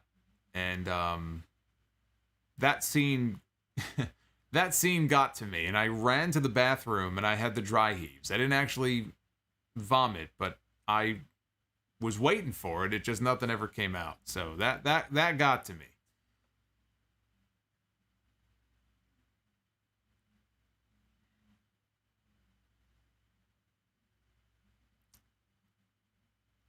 Vanilla Sky. I saw Vanilla Sky many years ago.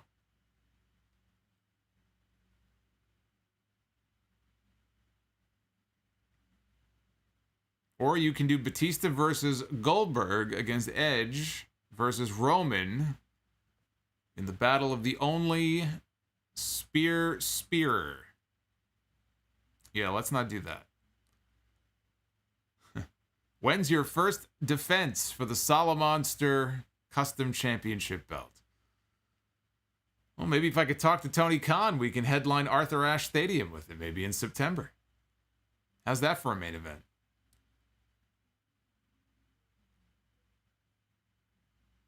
Have I ever seen any of the Chucky movie? Of course. Of course. I saw the Chucky remake as well a couple of years ago. Absolutely. I'm a big Child's Play guy. Fawaz, you need to watch The Office. No, I don't. I never watched Friends, and I never watched The Office. I have no interest in doing so.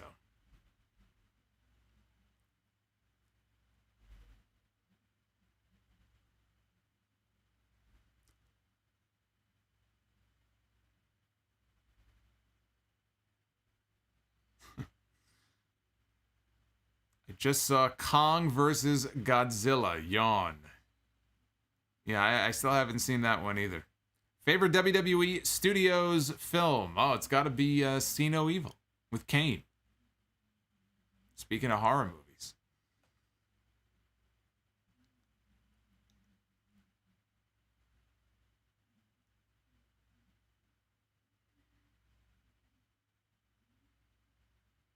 Any love for Frasier?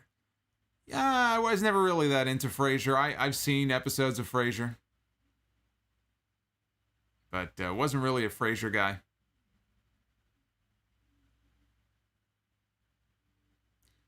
Watch The Office seasons 1 through 4. You know what I have to watch? Next month, I think July 23rd, I believe is the date. If those of you who have Netflix, they are airing... I don't know if you can call it a reboot. I've been told that, or from what I've read, that it's more of a continuation of the original He-Man, Masters of the Universe cartoon. They've basically, it's like they've rebooted it. And I think it like follows the events of the end of the original cartoon, and Kevin Smith is the one behind it, and apparently it's really good. When I was a kid, I was like Mr. He-Man. And I would run through the house with the fucking He-Man sword, you know, by the power of Grayskull, I have the power! And I would go, like, slamming into the recliner and slamming into the couch. I knocked myself out once.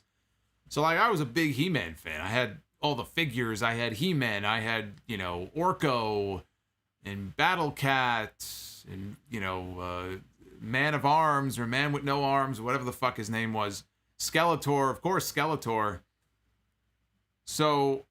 I'm going to check out this new He-Man, but now it's like, well, if it's a continuation of the original, well, then I have to go back and rewatch the original. And it was only 2 seasons, but it's like 65 episodes per. It's like 65 episodes per season. So I actually would like to make some time over the next month to go back and start rewatching the old He-Man cartoon from the 80s. They don't make them like that anymore. That's right. That's right, Beowulf. He-Man and Thundercats. I grew up on that shit. That's why the 80s were the best decade. You had He-Man. You had Thundercats. You had the golden age of WWE. You had cocaine. I mean, what else do you need?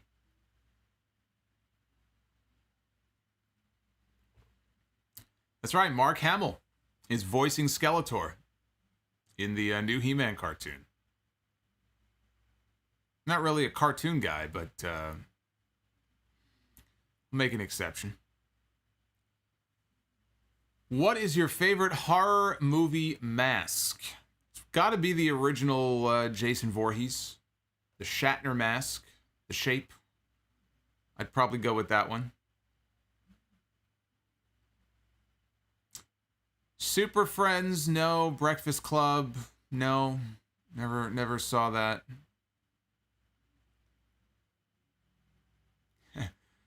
Liu Kang says cocaine was the main ingredient in those WWF ice cream bars. It may have been. That's back when I could eat ice cream. Those ice cream bars were the shit. Those new ones they made, by the way, there's like they're like little ice cream sandwiches. It's not the same. My brother tried it. It's not the same. Did I watch any of the Transformers movies? The first one. I watched the first one. Ghostbusters. Yeah, man, the 80s. I'm telling you, Ghostbusters. We can go up and down the list, man. Of all the great shit that came out of the 1980s. Teenage Mutant Ninja Turtles. That was more early 90s, though.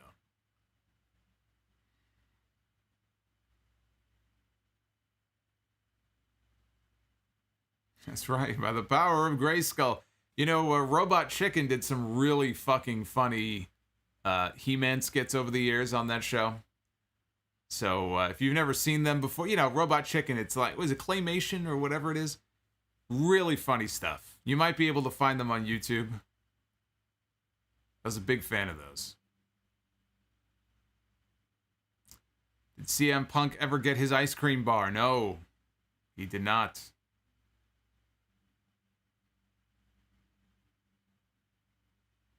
Am I lactose intolerant? Yes, I am. You said Jason Voorhees was your favorite mask, but I think you meant Michael Myers. Yeah, that's what I said. Michael Myers. Yeah. I said the Shatner mask.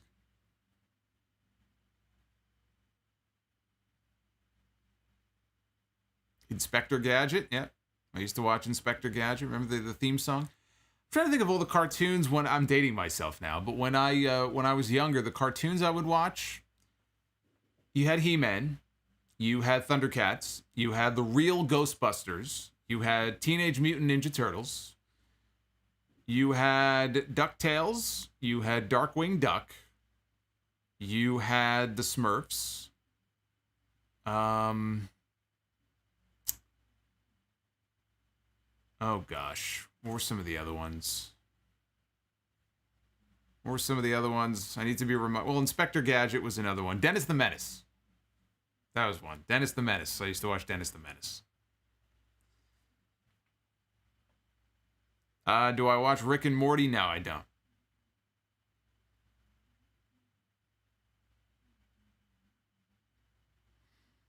Irvin, I just said I saw the trailer for the new Halloween movie coming out. I love it. I love the movie they did with Jamie Lee Curtis a couple of years ago, and I'm going to watch the next two. The original, though, is still my favorite. My second favorite is Halloween 3, which has nothing to do with Michael Myers. And if you don't like it, you can suck it. Animaniacs, that was after my time. Care Bears. Oh, there you go. Care Bears. Yes. Yes. I am man enough to admit Care Bears were a big deal when I was a kid. Pee-wee's Playhouse. I had a Teddy Ruxpin. Was Teddy Ruxpin the one that had the heart on his ass? And you would talk into it. It would like record your voice. That might have been a different one. I don't know. There was some bear. I had my face buried in his ass. I don't know. You would like talk into it and it would talk back to you.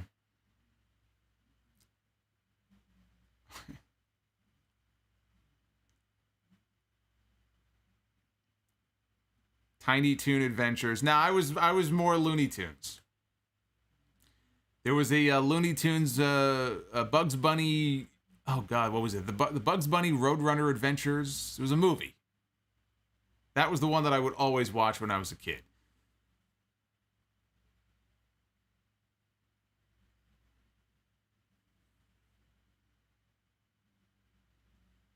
You know what I never watched? A cartoon. Now, I see people naming cartoons now in the chat. G.I. Joe. I never got into G.I. Joe. Celebrity Deathmatch? Yeah, on MTV. I watched that. Did I ever play with a Skip It? I did. Skip It, Slinky. Had my Rubik's Cube. I still have my Rubik's Cube from when I was a kid. I can never solve that fucking thing.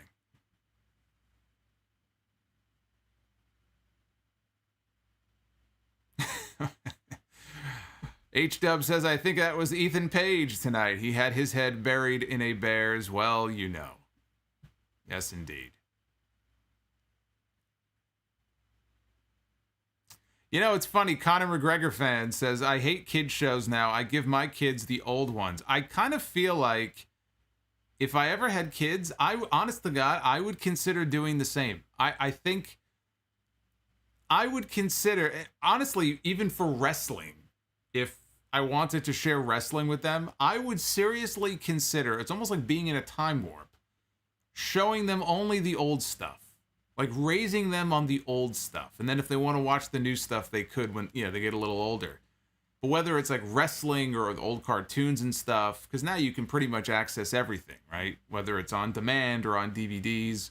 I feel like I would do the same thing. I would just start them on the old stuff that I grew up on.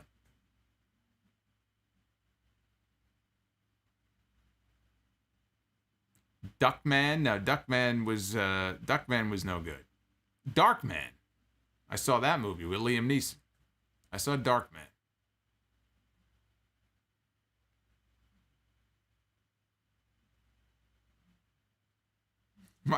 Michael Cuomo says, don't have kids, Sal. That's okay. I don't have any plans on doing so. I was just saying, hypothetically, if I did, I would show them the old stuff. Beavis and Butthead. Thank you. The reason in the chat is the man. Beavis and Butthead. One of my favorites. For those of you who are unaware, if you have Pluto TV, which is an app, it's free. It's amazing. They have tons of random channels. They have a channel, I think it's called, it's a comedy channel. I think it's Funny AF. Funny as fuck. Find that channel on Pluto TV. They show Beavis and Butthead, an hour of old Beavis and Butthead every night. Every early morning, 1 a.m. to 2 a.m. Beavis and Butthead was the shit. Scooby-Doo. Yeah, Scooby-Doo and the Jetsons. Yeah, absolutely. That was part of my childhood as well. South Park, You know, I was doing South Park at the very beginning when South Park first came on. My brother stuck with it. I haven't watched South Park probably since the second or third season. The Simpsons I never got into. I played some of the video games, but I was never a Simpsons guy. I don't know why. I just never was.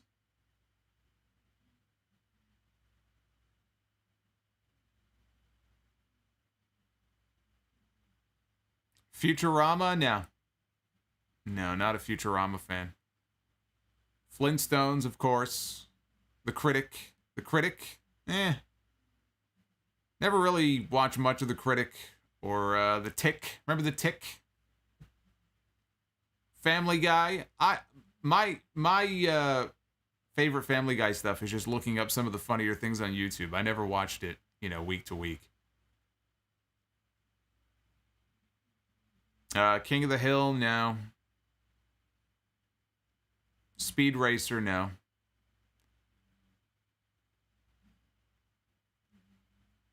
Ren and Stimpy, no.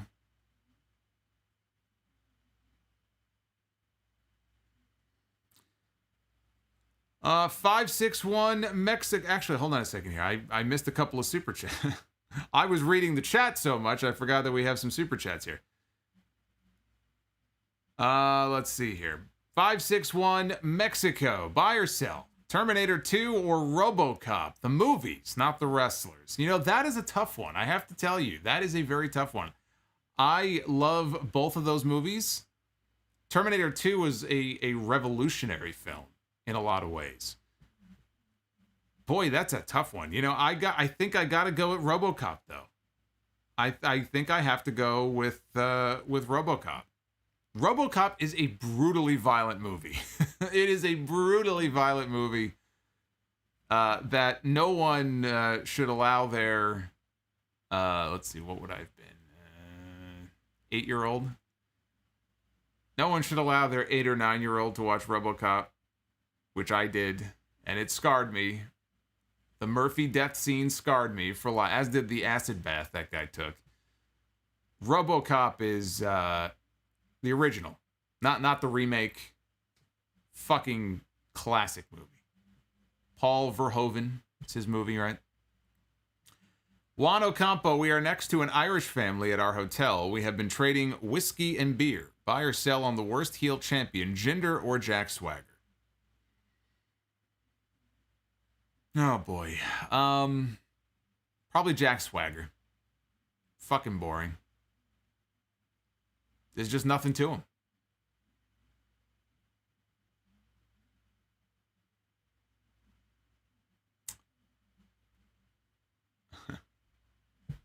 Fawaz, thank you, man. I appreciate that. Pedro Velasquez with the $5 super chat. What is your favorite or funniest oversell in wrestling in your opinion? Mine is the Flair flop and the spaghetti legs. Take care. Probably Shawn Michaels overselling everything Hulk Hogan did to him at SummerSlam 2005 because he was very upset that he didn't out-politic the Hulkster. Michael Cuomo, for me, the Tick would come on right before WWF Superstars. Well, after WWF Superstars, for me, American Gladiators would come on. So it was always a 1-2 punch. I'd watch Superstars. It would go right into American Gladiators. And my early afternoon on Saturdays was set every week. Dr. NXT Scorpio, after listening to you listing cartoons, I got some shows to look up or watch on Mondays now. LOL. Great review as usual. Yeah, I didn't plan for this, but we got into this great cartoon discussion here. And Lakers Pats in the chat just mentioned, did you watch the Hulk Hogan cartoon? In fact, I did, and I was very upset when they took it off the WWE network after his racist rant came out. And they never put it back. They brought him back to the company, but they didn't put the cartoon back up. And if I hold my breath waiting for Peacock to get it up, I'll drop dead. You'll see my lips will turn blue and I'll keel over. But yes, I used to watch the Hulk Hogan Rock and Wrestling cartoon as a kid.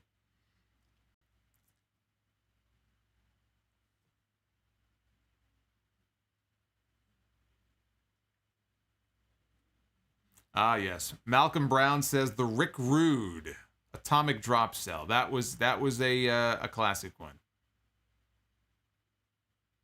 Rick Rude was great. Rick Rude, that Atomic Drop Cell was fantastic.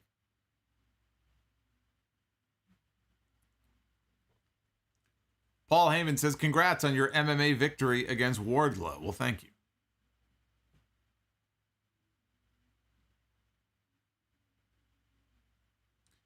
What wrestler from AEW can you see crossing over into the mainstream? Darby Allin? Darby Allin, MJF. Those are two that stand out.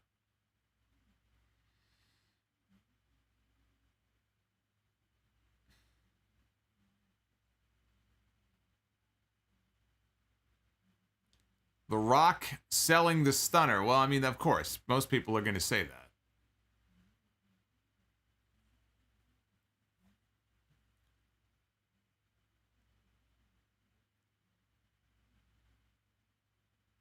There is a Twitter page. Yes, that's right. There is a Twitter page dedicated to nothing but Rick Rude taking atomic drops. When you have an entire Twitter page devoted to nothing but you selling that one move, that says it all right there.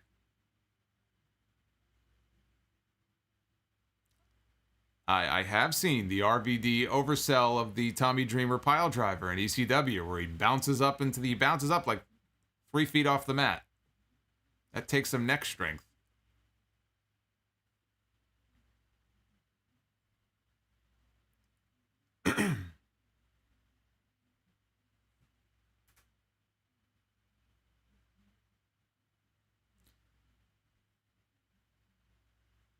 And Tomas, did you buy MJF coin? I did. I bought into the hysteria and I got burned. So that'll be the last time I ever deal with cryptocurrency in my life. I don't like throwing money away like that. I got fucked. I got bent over and fucked by MJF. MJF fucked me. And I will never again have anything to do with cryptocurrency because I don't know what the fuck I'm doing. I bowed to the peer pressure, and I will never allow myself to fall for that again. Dr. NXT Scorpio, Lily could be a bad guy in Care Bears. Yeah, let's not associate Lily with any of that.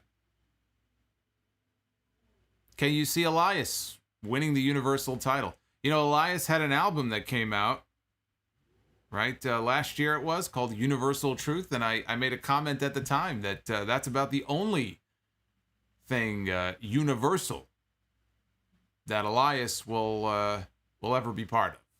So, to answer your question, no.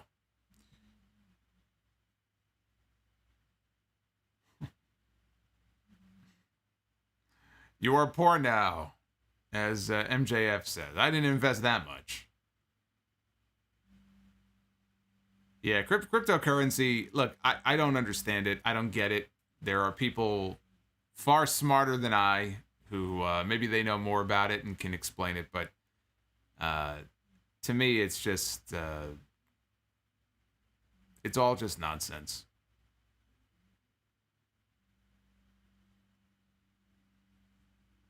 Batman, the animated series.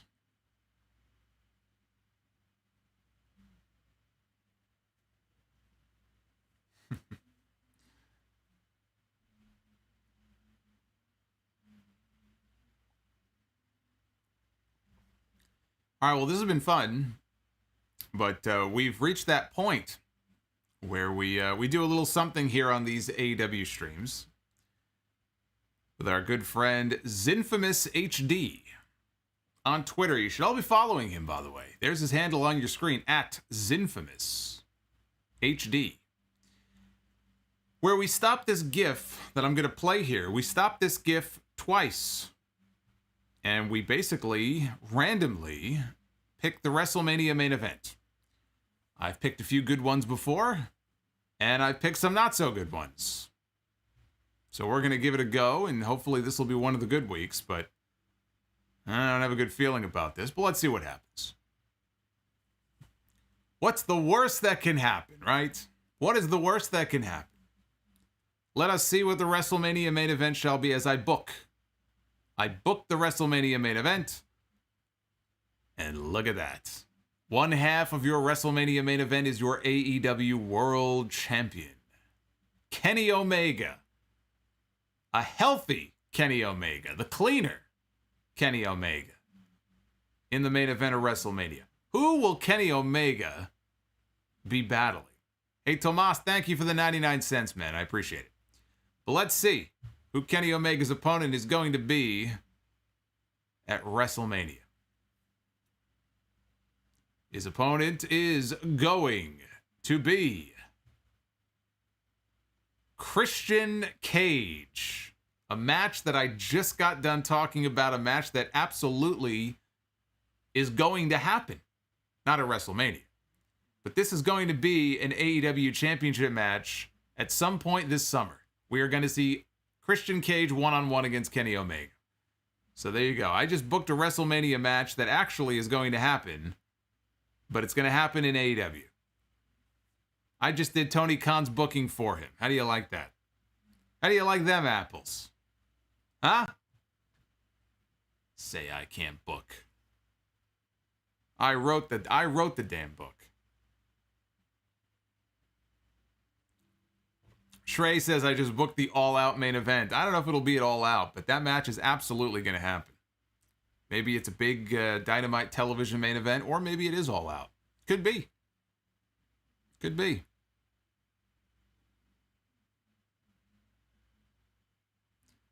Hopefully Christian in his prime, says Liu Kang.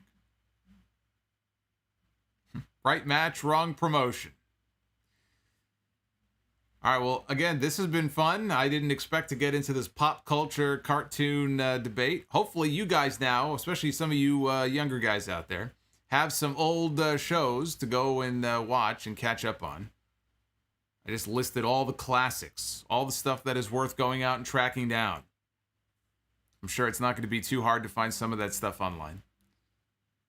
But I want to thank everybody for joining me here tonight. A little bit of a quieter night because it is a Saturday. Normally we do this on a Wednesday. And Dynamite is going to be back on Wednesdays. I will be live here with you on YouTube. As soon as Dynamite goes off the air, the big MJF Sammy Guevara main event coming up, or co-main event. I guess the Bucks are also wrestling Penta and Eddie Kingston. So that'll be taking place on Wednesday. But before we get there, tomorrow is episode 710. At least 2 hours of the sound off coming your way. A packed, stacked history section this week. News on the WWE releases. And a whole bunch of thoughts from Raw, SmackDown, NXT, and maybe a couple of other things too. Maybe we'll stick a few other things in there. I don't know. I just kind of, wherever the wind blows is where we go. Kind of like tonight, right? You never know what we're going to talk about here on the live stream. Be well, stay safe, have yourselves a great rest of your Saturday night, and I'm going to see you guys again tomorrow. Episode 710, watch for it. I'll be tweeting out a link as soon as the show goes up. Podbean, Apple Podcasts, Stitcher, Spotify, Pandora, iHeartRadio, Audio Boom, Player.fm. You name it, we're on there. I'll see you guys tomorrow. Take care, guys.